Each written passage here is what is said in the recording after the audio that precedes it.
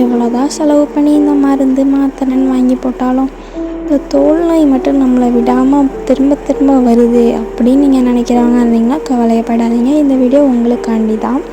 இந்த வீடியோவை கடைசி வரைக்கும் பாருங்கள். நான் கடைசியில் தான் ஒரு அற்புதமான டிப் ஒன்று உங்களுக்கு சொல்ல போகிறேன். அது உங்களுடைய வாழ்க்கையை கூட மாற்றக்கூடியதாக இருக்கலாம்.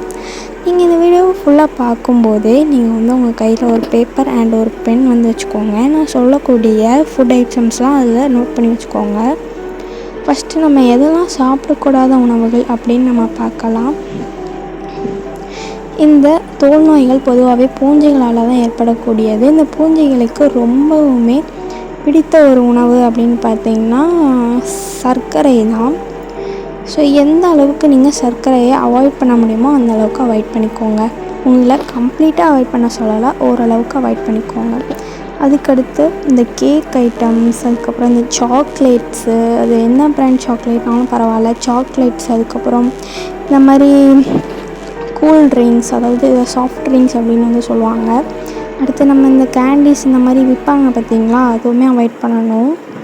ஒயிட் ப்ரெட் அப்படின்னு சொல்லக்கூடிய ப்ரெட்டு, பீட்சாலாம் கண்டிப்பாக அவாய்ட் பண்ணணும். ஏன்னா அது மைதா அதிக அளவில் உபயோகப்படுத்தியிருப்பாங்க. பிஸ்கட்ஸு, சுகர் அதிகமாக இருக்கக்கூடிய பிஸ்கட்ஸு, பப்ஸ் ஐட்டம்ஸு, அடுத்து கண்டிப்பாக அவாய்ட் பண்ணக்கூடிய லிஸ்ட்டில் இருக்கக்கூடிய இந்த டைரி ப்ராடக்ட்ஸ். பால் அதிக அளவில் சேர்க்கக்கூடிய ப்ராடக்ட்ஸை டெய்ரி ப்ராடக்ட்ஸ் அப்படின்னு சொல்லுவாங்க. இப்போ இந்த டைரி ப்ராடக்ட்ஸில் என்னென்ன ப்ராடக்ட்ஸ் அவாய்ட் பண்ணணும் அப்படின்னு பார்த்தீங்கன்னா, ஃபஸ்ட்டு மில்க் அவாய்ட் பண்ணணும். அடுத்தபடியாக இந்த சீஸ் அப்படின்னு சொல்லக்கூடிய பால்லேருந்து உருவாக்கக்கூடிய இந்த பொருள், வெண்ணெய்லாம் கண்டிப்பாக அவாய்ட் பண்ண வேண்டிய ஒரு பொருள். அடுத்து இந்த ஐஸ்கிரீம்ஸு, அதுக்கடுத்து எண்ணெயில் பொரிக்கக்கூடிய உணவுகள், அதிக அளவில் எண்ணெயில் பொரித்த உணவுகளை நம்ம சாப்பிட்றது கண்டிப்பாக அவாய்ட் பண்ணணும். இந்த சிப்ஸ் ஐட்டம்ஸ், அதுக்கப்புறம் இந்த பக்கோடா, அதுக்கப்புறம் இந்த பர்கரு, இதெல்லாமே கண்டிப்பாக அவாய்ட் பண்ண வேண்டியது.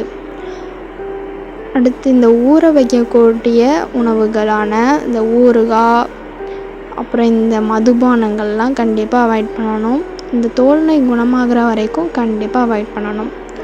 அதுக்கடுத்து என்னெல்லாம் சாப்பிடணும் அப்படிங்கிறத நம்ம பார்க்கலாம். எந்தெந்த உணவுகள் சாப்பிட்டிங்க அப்படின்னா தோல் நோயை குணமாக்கக்கூடிய அந்த ஒரு நோய் எதிர்ப்பாற்றல் கிடைக்கும் அப்படின்னா, ஃப்ரெஷ்ஷாக கிடைக்கக்கூடிய வெஜிடபிள்ஸு, பூண்டு, மஞ்சள், அதுக்கப்புறம் இந்த இஞ்சி, இது மூணுமே எவ்வளோக்கு எவ்வளோ எடுக்க முடியுமோ அவ்வளோக்கு எவ்வளோ சாப்பிட்டோன்னா இம்யூனிட்டி பவர் அதிகமாகும். அதுக்கடுத்து குறைந்த அளவில் சர்க்கரை இருக்கக்கூடிய இந்த பப்பாளி பழம், அடுத்து இந்த ஆப்பிள், இந்த கொய்யாப்பழம், இதெல்லாமே கண்டிப்பாக சுகர் கம்மியாக இருக்கும். அதனால் இந்த பழங்கள்லாம் சாப்பிட்லாம். அடுத்து இந்த ஓட்ஸு, அதுக்கடுத்து இந்த ப்ரௌன் ரைஸ், சிவப்பு அரிசி, அதுக்கடுத்து நிறைய தண்ணி குடித்தோம் அப்படின்னா நம்மளோட உடம்பு சுத்தமாயிரும். இதனால் நம்மளோட தோல் நோய் குணப்படுத்தக்கூடிய ஒரு இம்யூனிட்டி பவர் நம்மளுக்கு கிடைக்கும். ஸோ அவ்வளோதான் கைஸ். இந்த வீடியோ பார்த்துக்கிட்டு நீங்கள் எதெல்லாம் சாப்பிடக்கூடாதுன்னு தெரிஞ்சு கணுவாக என்னதெல்லாம் அவாய்ட் பண்ணணுமோ அதெல்லாம் அவாய்ட் பண்ணிடுங்க. நம்ம சேனல் பிடிச்சிருந்துச்சு அப்படின்னா லைக் பண்ணுங்கள், ஷேர் பண்ணுங்கள், மறக்காமல் சப்ஸ்கிரைப் பண்ணிடுங்க. பாய் குட்டீஸ்.